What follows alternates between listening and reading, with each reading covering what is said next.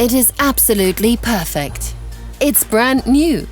And at 101 carats, it's the largest of its kind ever to go under the hammer. In a luxury auction like no other, it's about to find its first owner, the biggest flawless diamond money can buy.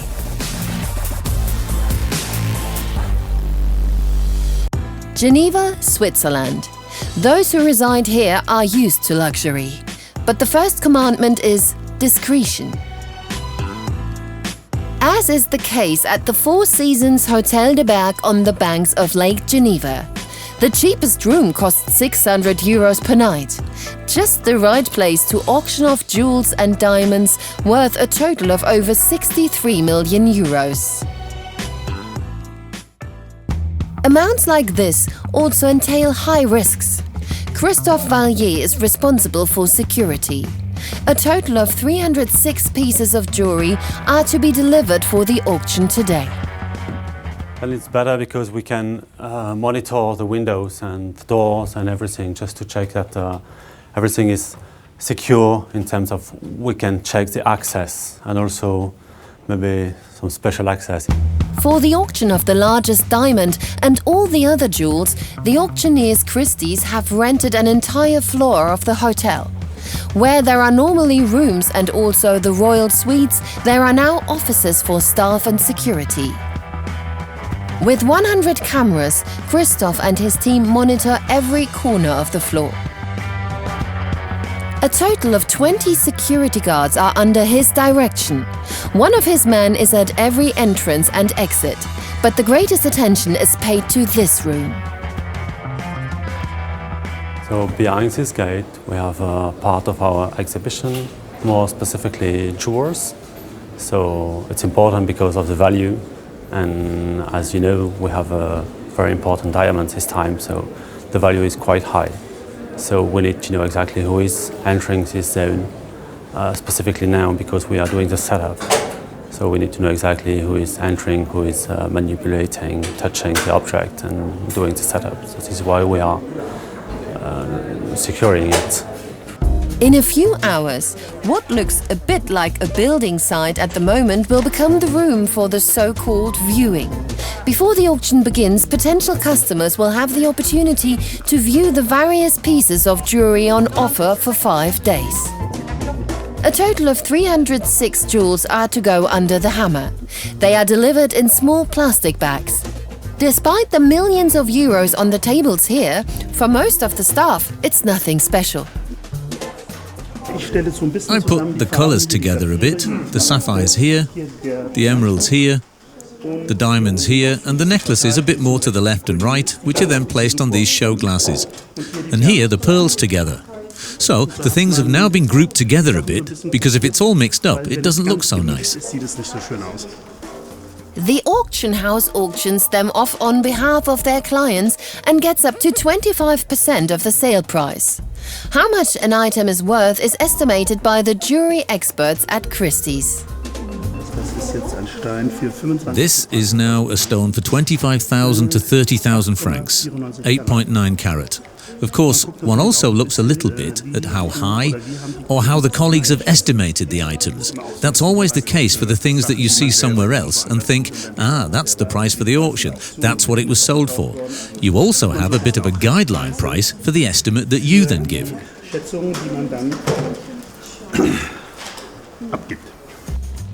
But whether an item actually sells for the estimated price depends on the interest at the auction. So it's the selling price that represents the actual value. For some items, however, no estimated price is given. For example, if they are particularly unique jewels, like the largest diamond. As the most valuable item in the auction, it is naturally given pride of place. The showcase for the diamond is here. As you can see, how it is secure, I cannot answer you. But there are definitely a special security measure for it. But the vitrine is empty. Where is the diamond?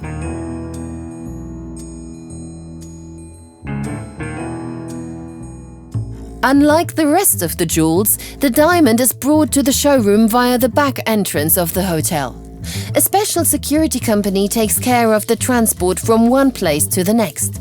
This is because the diamond has already been on display at exhibitions in New York and Hong Kong. The case with the gem is sealed and equipped with a chip that allows the $1 million diamond to be tracked anywhere in the world by satellite. As the person responsible for security and therefore also of the gems, Christoph takes charge of the diamond. He checks whether the case is damaged, whether the seal is still correctly attached and, of course, whether the diamond is still there. This is not an everyday moment for him either. Definitely, it's unique. It will be unique for a long time, so we need to be more focused, more concentrated on what we are doing. Definitely, yes.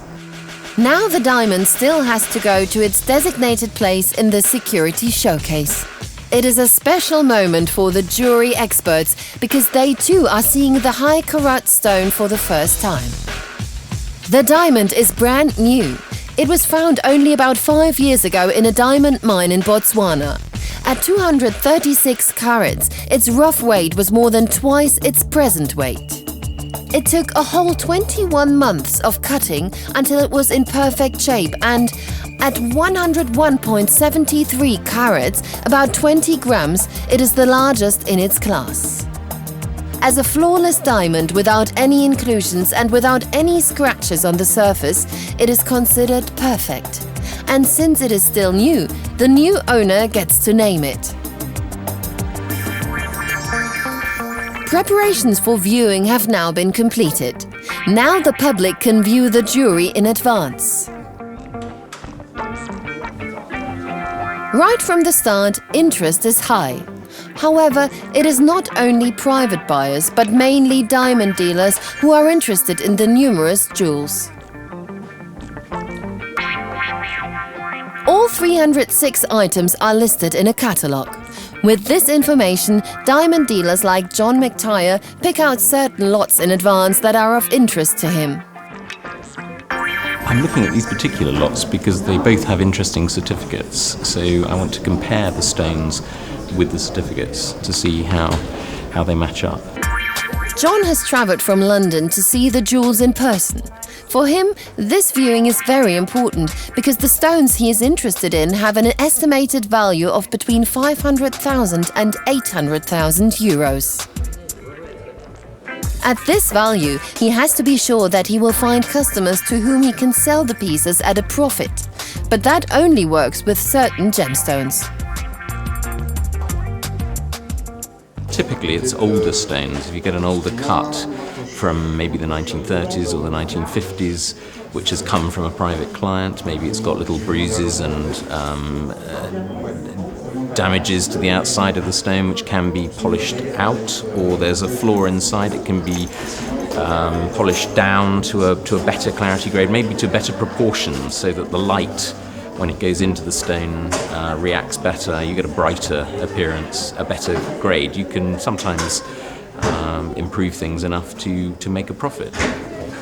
Before he places his bid for the lots, he has to assess the gemstones carefully. There is a separate room where interested parties can compare, weigh or try on the items at their leisure. John wants to find out how deep the inclusions he has read about are in his diamond ring. If they are close enough below the surface, they can be polished away. This could make the diamond flawless. The problem is when something is cut away, the diamond loses weight. In other words, it loses carats. Well, it sounds better to say that to a client, and they like it, to say that I have a internally flawless stone. So it just makes it quicker to sell, perhaps, rather than some stones will increase by a huge percentage. I don't think this one would. The dealer won't be bidding for this diamond ring, but he does leave a bid with the auction house for a couple of other jewels. Such bids are collected here. In the so-called bids department, all potential customers are checked and pooled together. There are 4 ways to bid at the auction. Potential buyers can submit their maximum bid in writing, bid in person at the auction, submit their bids online, or they can be connected to the auction room by telephone. We have lots of clients who want to bid on the telephone, so we're perhaps looking at 200, 300 clients. So they all have to be managed, they all have to be processed through our credit systems and through our client systems. Every customer's creditworthiness is checked first. If he has enough money to bid, he is given a number. With this number, he can then bid in the auction. The auctioneer at this auction is the head of the jewelry department, Rahul Kadakia. Since this is not a protected profession, theoretically anyone can conduct an auction. It is also up to each auctioneer to decide what rhythm he gives to an auction. I think I'm very calm when I take an auction. I prepare myself a lot right before the sale. And because I'm part of the team that builds the auction, I have a very good understanding of how the room is going to react to every jewel, whether it's a $2,000 pair of cufflinks or a $20 million diamond. In the few minutes before the auction, the tension among the staff is at its highest. Those participating in the auction for the telephone bidders reserve their seats in advance. Julie looks after the customers from the Middle East. I need to phone because some lots going to overlap a little bit, so I need to have some clients on hold while I will be bidding with other clients on another lots. There is also a huge amount of interest in the hall. About 200 clients are on hand to bid in person. 306 jewels with a total value of 63 million euros are about to be sold. The highlight is the as yet unnamed $1 million diamond. Welcome back, ladies and gentlemen, for the final session of our magnificent jewelry auction today at Christie's. The auctioneer sets the starting bid himself. If he notices that there is little interest, he can lower the bid. Items that don't find a buyer at all go back to the seller. But at this auction, that is the exception. One high-carat item after another changes hands.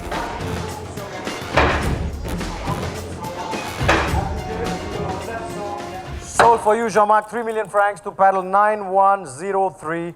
Thank you very much, all of you, for that. 4-digit numbers on the boards show the auctioneer that the customer has an unrestricted credit rating. In other words, they're at least millionaires. Customers with 3-digit numbers are only allowed to bid up to a certain limit. It takes about 8 hours until all 306 lots have been called. Since it is impossible for one auctioneer to stay focused for that long, there is a substitution. Rahul mingles with the telephone bidders. At the end of the evening, the moment everyone has been waiting for finally arrives. The auction of the largest diamond ever to be put up for sale. All right, here we have an offer of 15 million francs on the telephone at 15 million. 16 million, all right? At 16 million then, the bid is here for you on the telephone signal. 17 million. 18 million. 20 million for you, David. 21 million. 22 million 500,000. 23 million. 23 million. 23 million. At 23 million then, selling it now. Fair warning. Last chance now at 23 million. 23 million francs. Sold to you, Raoul, 23 million, paddle 9107. Thank you very much. Sold for 23 million Swiss francs. Including the commission for Christie's, the total is about 20 million euros. The buyer is the famous US jeweler Harry Winston. They were very, very happy and ecstatic to have bought the stone, but they were also very confident right from the bat that they wanted to buy the diamond tonight. Unlucky, on the other hand, was the buyer Julie was bidding for. Well, I guess the client was probably a bit nervous, yes, but yes, it was the last minute. I was not expected to do this call, and he ended up during the 2 sessions. And you know, you have to be really, really fast in your biddings. 20 million euros for the perfect diamond. And from now on, it will bear the name Winston Legacy.